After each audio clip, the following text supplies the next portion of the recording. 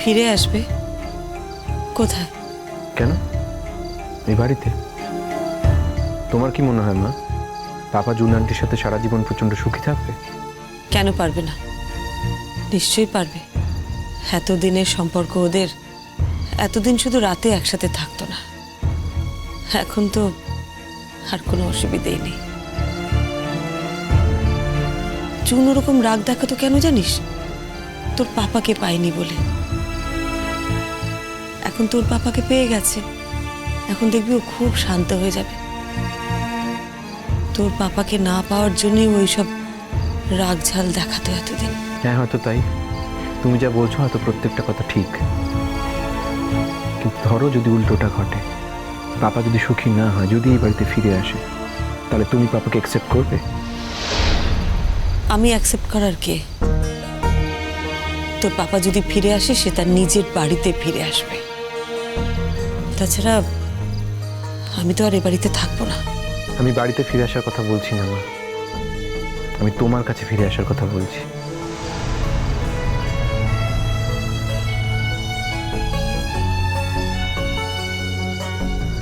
কি জানি করবে মা, করবে। কেন জানো? কারণ তুমি বাবাকে ভালোবাসো। নিজের স্বামীকে ভালোবাসবো, এটাই তো স্বাভাবিক ডিঙ্কা। এখানে ভুলটা কোথায়? কেন? শুধু সেটাই কেন? তুমি তোমার স্বামীকে ভালোবাসো আর স্বামী তোমায় ভালোবাসবে না? হয়তো বাসে, সেটা বুঝতে পারে না। তুমি এখনো পাপাকে প্রোটেক্ট করছো মা, কেন? না, তুই জিজ্ঞেস করলি তাই বললাম। ভালোবাসা কি আর একরকম হয়? তার মানে তুমি মনে করো পাপা তোমায় ভালোবাসে, তাই তো?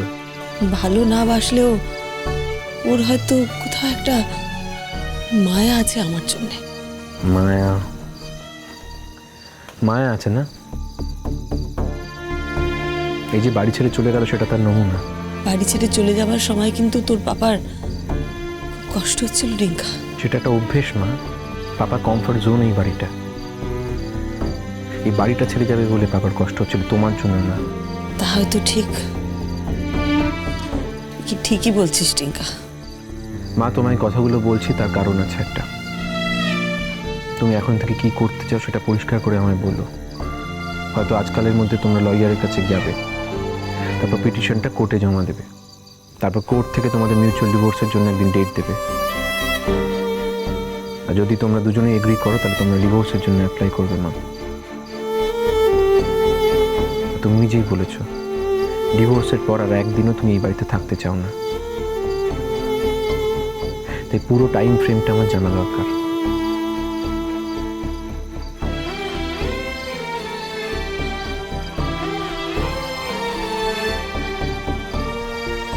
তোর অন্তরা মাসি ফোন করেছিল, খুব বকাবকি করছে আমাকে। বলছে আমার বাড়িটা খালি পড়ে আছে আর তুই এদিক ওদিক থাকার কথা ভাবছিস শ্রীময়ী।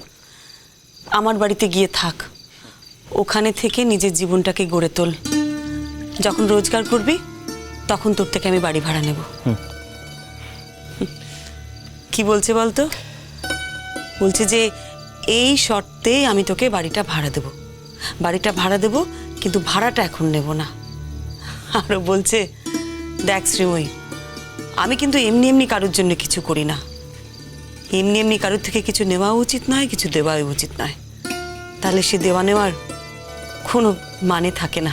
খুব সুন্দর বলেছে। আচ্ছা মা, তুমি কি অন্তরান্টির বাড়িতে থাকবে ডিসাইড করলে? যদি ও এই শর্তে বাড়িটা ভাড়া দেয় তাহলে থাকতে পারি, শুধু শুধু আর এদিক ওদিক থেকে লাভ কি, ওখানেই থাকবো। অন্তরান্টির খুব বুদ্ধি জানো। কেন রে? না, এই যে সুন্দর করে গুছিয়ে তোমায় কথাগুলো বললো, আসলে অন্তরান্টি না মানুষকে রেসপেক্ট করতে জানে। জানে যদি বাড়ি ভাড়ার কথা না বলতো তাহলে হয়তো আমাদের ভেতরে একটা হীনমন্যতা কাজ করতো, আমরা যেতে পারতাম না ওনার বাড়িতে।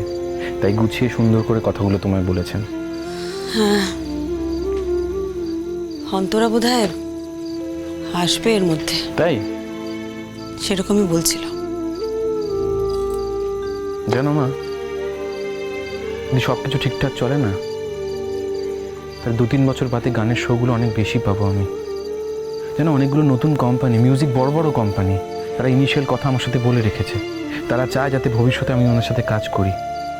আমার অনেকগুলো স্বপ্ন আছে জানো তো, তোমার আমি বলতে পারি, আর তো কাউকে বলতে পারি না। মানে আমি না শুধু গান গাইতে চাই না, আমি কম্পোজ করতে চাই, লিখতে চাই, আমি নিজের একটা স্টুডিও বানাতে চাই, একদম নিজের। আর ধরো কোনোদিন আমি একটা মিউজিক ভিডিও ডিরেকশন দিলাম, আমারই গান হলো। আসলে সব কিছুতে ঠিকঠাক চলে, আমাদের দুজনের কোনো অসুবিধা হবে না কোনোদিনও।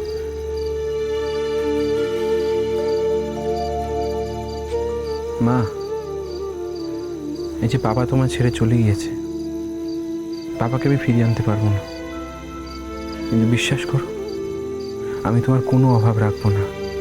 না, আমি অভাব বলতে বলছি না বাড়ি গাড়ির অভাব, তোমার আত্মসম্মানের কোনো অভাব রাখবো না। তোমার ছেলে কিছু পারুক না পারুক, তোমার প্রাপ্য আত্মসম্মান কেউ ছিনিয়ে নিতে পারবে না। আমি জানি তোমার প্রচন্ড কষ্ট হচ্ছে, তীব্র বেদনা হচ্ছে, এটা একান্ত তোমার বেদনা। এই যে অর্ণা যখন আমার ছেড়ে চলে গিয়েছিল, আমার প্রচন্ড কষ্ট হয়েছিল মা। আমি ভয়ানক একা হয়ে গিয়েছিলাম, আমার ডিপ্রেশন হতো। কিন্তু মনে আছে তুমি মা একদিন আমার হাতটা ধরে বলেছিলে, উঠে দাঁড়া, গান কর, আমার মুখের দিকে তাকা। ওটা আমার কাছে বড় ধাক্কা ছিল জানো।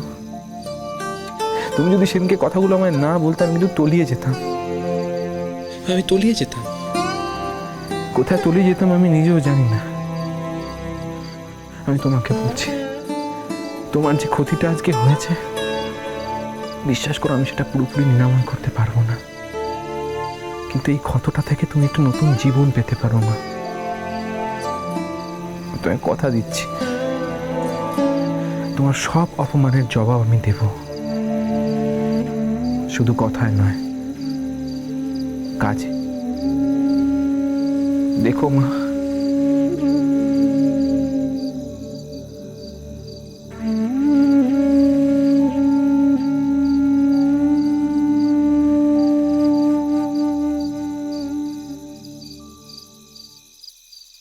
দিঠি, বলছিলাম যে তুমি ওই কর্নারের ঘরটায় শোবে।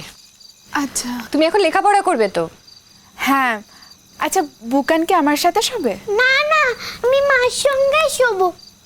তুমি এখন লেখাপড়া করবে তো? বুকান তোমার সঙ্গেই শোবে। না না, আমি তোমার সঙ্গেই শোবো। বুকান, বলছি এখন তো দিঠি দিদি আমাদের বাড়িতে চলে এসছে, তো তুমি আর দিঠি দিদি একসঙ্গে থাকবে। দিঠি দিদির তো একা একা থাকতে ভয় লাগবে। জুন আন্টি, আমি একা থাকতেই কমফোর্টেবল ফিল করি। মানে? আর তাছাড়া এখন তো আমি পড়তেই বসবো, কেউ থাকলে কনসেন্ট্রেট করতেও একটু অসুবিধে হয়। আর বুকান তো আমাকে দেখলে সারাক্ষণ বক বক করে, এখনো ঘুমাবেই না।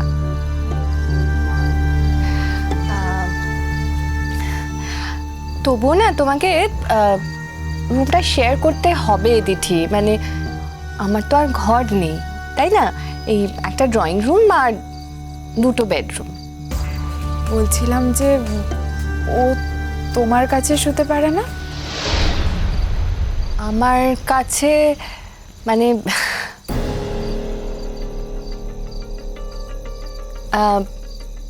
আমার কাছে তো অত স্পেস নেই, তাই না? মানে আমার ঘরটা ছোট, আর তোমার পাপাকে তো একটু তাড়াতাড়ি ঘুমোতে হবে। বুকান এমন বক বক করবে, তোমার পাপা তো ঘুমোতে পারবে না, তাই না? না, আমি এখন কিছুক্ষণ এখানে থাকছি। তুমি তুমি কেন ড্রয়িং রুমে থাকবে? তোমাকে তো তাড়াতাড়ি ঘুমোতে হবে। আরে ইটস অল রাইট। আরে নিয়ম তো কত কি আছে, ডাক্তার তো কত কি রেস্ট্রিকশনস করেছে, সব নিয়ম কি পালন করা যায়? এই তো আজকে তালে গোলে খাওয়াই হলো না। একটা সামান্য ভুলের জন্য তুমি আমাকে এতগুলো কথা শোনাচ্ছ।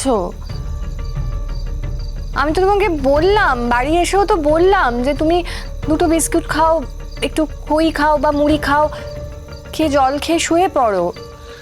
কি আশ্চর্য, আমি তোমায় কথা শোনাতে যাব কেন? আমি জাস্ট বললাম। আরে বাবা, আমি তো এখানে বসছি, আমার কোনো অসুবিধা হবে না, তুমি ওকে ঘুম পাড়িয়ে নাও। ওকে, তুমি কি বলছো আমি বুঝতে পারছি না। কিচ্ছু বলছি না, বিশ্বাস করো, জাস্ট কিচ্ছু বলছি না। আমি বলছি যে ওর তো তোমার কাছে ঘুমিয়ে অভ্যেস।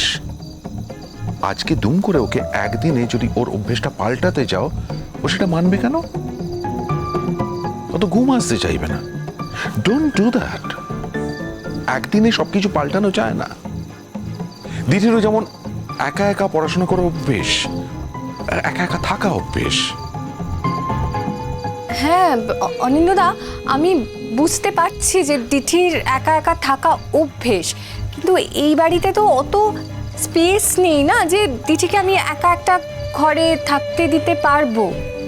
আর আর আরেকটা কি বলতো, আমি না আরেকটা কথা ভেবেছি জানো, সেটা হলো যে তোমরা যখন এখানে চলেই এসেছো, আমি রোজ বুকানকে কেন মায়ের বাড়ি দিয়ে আসবো, নিয়ে যাব, মানে এটা একটা কোনো অ্যাকচুয়ালি মানে হয় না।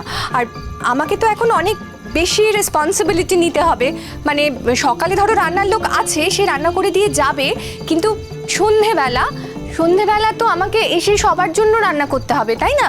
কারণ সকালের লোক সন্ধেবেলা আসবে না, আর আমি তো কালকে হঠাৎ করে কোনো লোক জোগাড়ও করতে পারবো না। তো সেই জন্য আমাকে আমার সময় বাঁচাতে হবে। তো দিঠি, আমি বলছি কি যে তুমি স্কুল থেকে ফিরে আমার মায়ের কাছে যাবে, গিয়ে বুকানকে নিয়ে এই বাড়ি চলে আসবে, একসঙ্গে থাকবে, আর একটু বুকানকে লেখাপড়া দেখিয়ে দেবে, রাইট? আমি এত কিছু করলে নিজে পড়বো কখন?